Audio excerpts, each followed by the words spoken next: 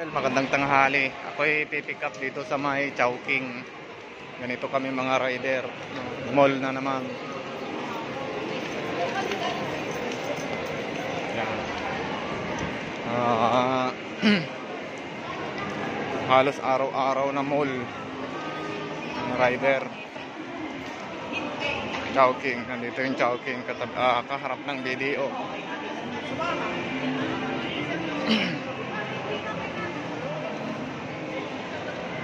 Ito na yung mga pandaw. Ang rider lang nakikita dito sa mga eatery merchandise sa lahat ng lugar. Rider.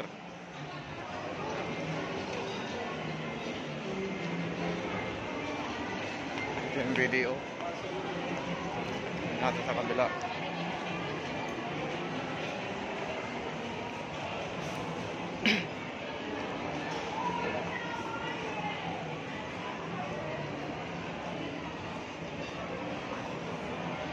Sa kabilang entrance. Ayan, bulalo. May bulalo pa dito pala. National Bookstore. Macau Imperial. Yan, doon ako pumikap kahapon. Yan, Chowking.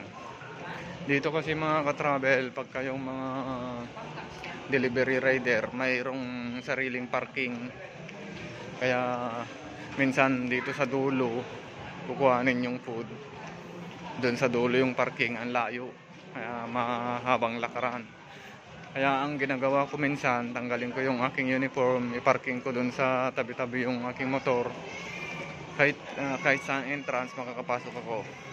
Pero kung naka-uniform ng pan-deliver, hindi pwedeng pumasok dito sa mga ibang mga entrance.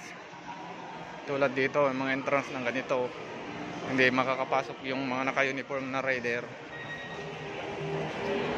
Dito, pipick up ako.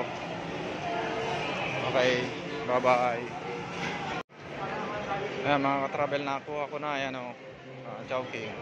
So ito, i-deliver ko na. Ayan, palabas na ako. Doon sa kadulo-duluan yung aking motor kasi doon yung entrance ng mga delivery. Hindi pwedeng pumasok sa mga entrance na residential, yung mga customer, mga delivery rider, kahit anong delivery, mayroon sariling entrance sa likod. Doon din yung parkingan, lahat ng mall. So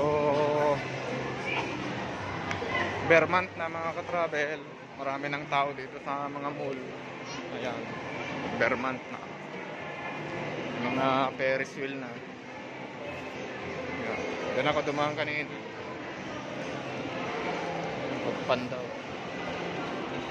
supermarket.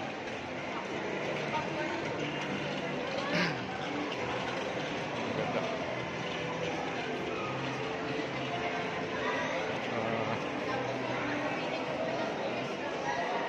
Sige mga ka-travel, palabas na ako. Pa-follow na lang ang Ride Me Vlog. Maraming salamat.